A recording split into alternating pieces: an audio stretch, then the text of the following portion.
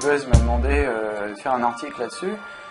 Et sur le coup, ça m'a un peu surpris parce que je savais pas trop quoi dire. Je me dis, tiens, c'est bizarre ce truc-là, le marketing one-to-one, le marketing personnalisé, c'est quelque chose qui date de 95-97. Ouais. Et bon, peut-être que les outils ont changé. alors j'y arrive, mais donc on n'en a plus beaucoup entendu parler d'ici là, quoi. Et en plus, si tu veux, dans la Vulgate, dans ces années-là, on imaginait Don Peppers, Martha Rogers, etc. C'était la grande époque du marketing one-to-one jusqu'en 2002, l'éclatement de la bulle. On se faisait des films comme quoi on allait acheter des cornflakes et ça allait être les tiens et pas celui du voisin. Bon, alors c'est vrai, c'est faux, et en fait, non, en fait c'est plutôt faux, quoi. Dans le marketing de masse, c'est resté un marketing de masse. On peut le déplorer d'ailleurs, mais enfin c'est comme ça. On mange bien tous les mêmes cornflakes, ils sont exactement pareils que ceux du voisin. Alors il y a des industriels qui sont un peu malins, maintenant ils arrivent à faire du faux artisanal. Alors ils font des moules, et par exemple ils vont te faire des tartes aux pommes, mais pour faire croire qu'elles sont artisanales, ils vont te faire des moules irréguliers, quoi. Exactement. Voilà, bon ça c'est de la trappe Nigo, mais ou alors il y a eu aussi plus récemment un autre trappe Nigo, mais qui a bien marché, c'est les fausses bouteilles personnalisées de Coca-Cola qui ont été lancées d'abord en Australie, puis après. C'était voilà. Vraiment un carton plein. Ça fait un carton plein, et bon, dès que les noms sont un petit peu, comment dire, exotiques, par exemple Brendan, c'est arraché si on veut dire, $10 sur eBay, parce que forcément les gens allaient chercher la bouteille. Bon, c'est de la vraie fausse personnalisation, parce que en fait, c'est de la statistique, plus j'imprime 30% de Brendan, 30% de Frédéric, 30% d'Eric, 30%... Bon, voilà, c'est pas vraiment de la personnalisation. C'est de la proximité qu'ils voulaient faire. Et on n'est toujours pas dans la personnalisation du produit. Je veux le coq, j'en sais rien, moi, aux petites fleurs des Alpes, et l'autre, il le veut aux petites fleurs des Pyrénées, et ben, c'est pas possible. Et c'est pas possible parce que je pense que de toute façon, ça correspond à quelque chose qui n'a pas de sens, quoi, qui n'a pas de sens d'un point de vue industriel. Alors, ceci étant, tu as raison. Les technologies évoluent, elles changent, et puis en plus ça dépend de quoi on parle en termes de personnalisation. Si on parle de personnalisation sur le web, alors là c'est une autre chanson. C'est pas nouveau, la personnalisation sur le web. Ça date, pareil, de 95, The Page You Made, exactement, mais en fait il n'y a plus que des vieux dinosaures comme toi et moi qui se souviennent de ce que c'est The Page You Made. Il y avait très très peu de gens qui se souviennent de ce que c'est, qui y vont d'ailleurs même, j'ai remarqué. À chaque fois que j'en parle, j'ai l'impression de faire découvrir la Lune à quelqu'un, alors que c'est quelque chose qui date de 95-96, c'est très très vieux. Alors au début, ils faisaient ça avec des technologies très sophistiquées, notamment un logiciel qui s'appelait Vignette. De mémoire, il fallait plusieurs dizaines de millions d'euros d'investissement de départ, rien que pour voir le logiciel, et après on pouvait installer des machines très très puissantes pour faire des tas de choses. Alors, c'est ça qui a changé. Ce qui a changé, c'est l'avènement des big data, c'est l'avènement du machine learning, le mélange des calculs statistiques et des calculs en intelligence artificielle, et qui font que maintenant, il y a des logiciels, il y a des solutions logicielles. Tiens, mon client Orange Cloud for Business a même une solution sandbox clé en main sur cloud computing. Tu n'as même pas besoin d'acheter le hardware, tu vas acheter une tranche de serveur, et tu vas avoir dessus Hadoop, etc. Et pour peu que tu comprennes ce que c'est et comment ça marche, tu vas peut-être pouvoir créer ton projet. Alors c'est là que le bas blesse. Il y a 2 jours, j'étais dans une conférence que j'animais, une table ronde avec Adobe, avec il y avait Laser, il y avait notamment Christophe Benavent de l'université de Nanterre, et on parlait de Big Data et de DMP, Data Management Platform, et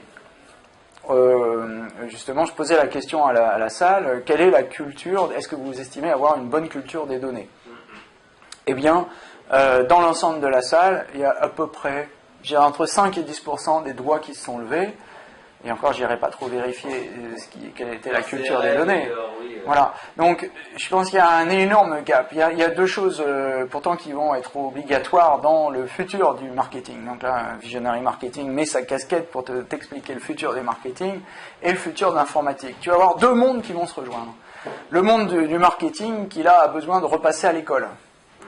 Parce que en fait, il n'y a pas cette culture de la donnée. Bon, moi j'ai une culture de la donnée par exemple, mais qui n'est pas suffisante. J'ai une culture de la donnée ancienne parce que j'ai géré les bases de données quand j'étais petit. Mais c'est déjà pas mal. Je sais ce que c'est une donnée, je sais ce que c'est une donnée unique, je sais comment on la préserve, je sais comment on en garde son unicité, comment on en garde la qualité, comment on la développe, etc. Ça je sais. Mais il y a beaucoup de gens qui savent pas ça. Et alors l'étape suivante, c'est encore plus dur. Là, c'est apprendre, je dirais, au moins avoir la compréhension des calculs statistiques et de la prédiction et du prédictif, hein, et du prescriptif, pardon, du prédictif et du prescriptif. Ce sont les deux éléments principaux du big data. Bon, donc ça, là, il y a du boulot. Pour les marketeurs, et moi y compris, on va devoir se recycler parce que là, il faut apprendre. Et effectivement, si on apprend, parce qu'aujourd'hui, il ne se passe pas encore grand-chose, mais là, on fera de la personnalisation. Et il va peut-être falloir aussi se poser la question, ok, c'est joli, tout ça, le data scientist, machin, bidule, mais quel est le bénéfice pour mon client, hein, c'est ça surtout. Est-ce qu'il va acheter d'ailleurs? Est-ce que ça l'intéresse? Voilà, on peut se poser la question, mais celui qui n'essaye pas ne réussira pas, comme tu le sais très bien en marketing des TIC, on ne raisonne pas comme ça, d'abord on teste, ensuite on fait la preuve de concept, on essaye, on vend, on se plante, on recommence. Voilà, c'est comme ça que ça marche, et c'est comme ça que ça doit marcher, c'est normal. Et à un moment, ça finira par tomber en marche, et on arrivera à trouver ce qu'on peut en faire, mais on va mettre du temps. Et puis de l'autre côté, il y a les DSI. Et alors les DSI, c'est la révolution aussi, les DSI, parce que de leur côté, c'est la révolution inverse. Eux, ils connaissent l'informatique, mais maintenant, on leur demande plus autant, c'est pas tout à fait aussi caricatural, mais on leur demande plus autant de gérer des serveurs, du stockage, etc., que de être capable de bien le sourcer, non, de bien le sourcer, voilà, exactement, de monter en gamme dans l'intelligence et dans la maîtrise d'ouvrage.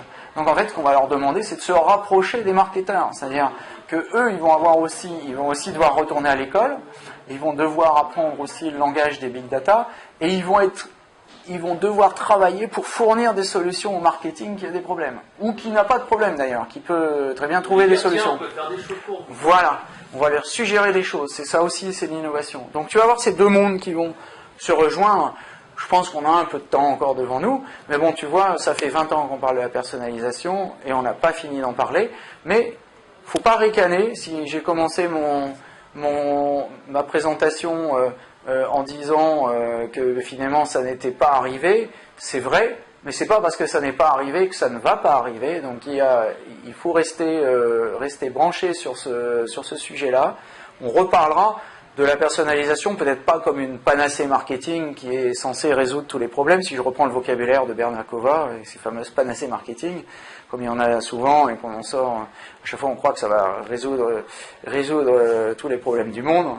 Non, mais ça n'empêche que ça reste un sujet intéressant et avec les big data qui regagne, à mon avis, qui prend un regain d'intérêt net, très net. Ok. Alors là, on a vu donc le web, les big data, mais on peut le voir de manière beaucoup plus pratico-pratique. La personnalisation comme un outil pour aller en fait chercher de l'influence, pour aller séduire des gens. Alors ça peut être bien sûr dans le haut de gamme, avec les produits uniques, c'est un petit peu la mode. Hein. On a un produit unique, on cherche quelque chose qui est fait par un créateur. Là, on est soit vraiment dans l'unicité ou dans l'écolo, mais on peut également le faire dans un terme marketing et dans un objectif marketing. Alors il y a deux choses. Déjà, effectivement, il y a un objectif marketing et communication qui est indéniable.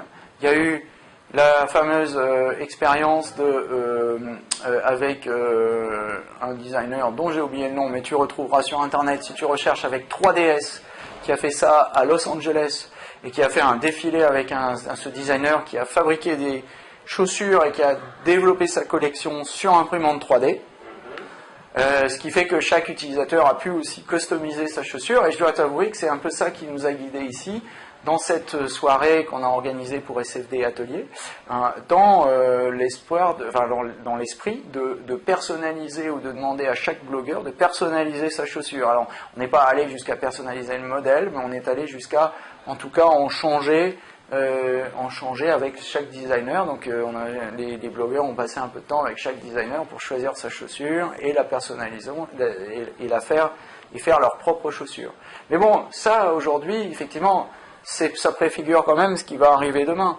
La fameuse imprimante 3D, en fait, au début, moi je comprenais pas trop ce que ça voulait apporter non plus, ce truc-là.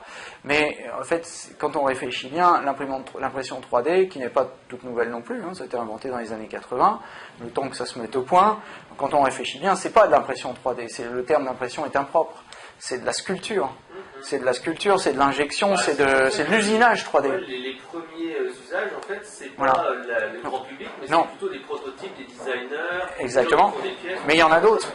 Il y a des usages auxquels on ne pense pas, comme par exemple la construction. On peut injecter du béton. En fait, c'est de Il y a un l'injection. fabricant chinois qui fait des maisons Ouais. entièrement en impression 3D. Voilà. Alors, j'aimerais pas savoir quel est le matériel, si c'est écolo ou pas. Non, non, c'est fabriqué tout bêtement avec du béton. Encore une fois, le terme impression 3D est un mauvais terme. C'est du pilotage de process et d'injection, et en l'occurrence la projection de béton.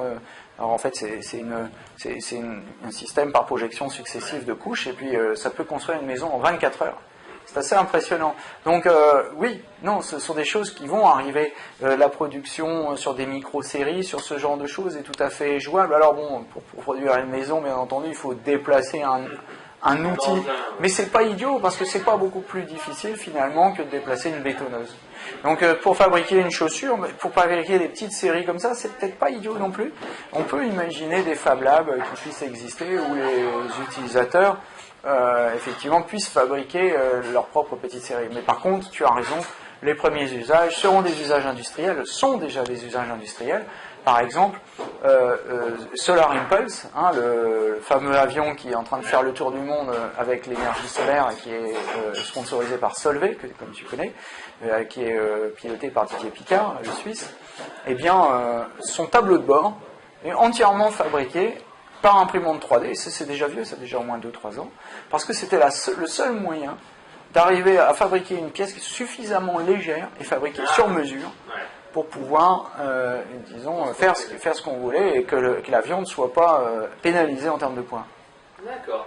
Alors là, je crois que la petite chaussure derrière toi, donc c'est la marque en question. Donc si on veut en savoir plus sur ces fameux événements blogueurs, je pense qu'il y aura un article sur Visionary Marketing.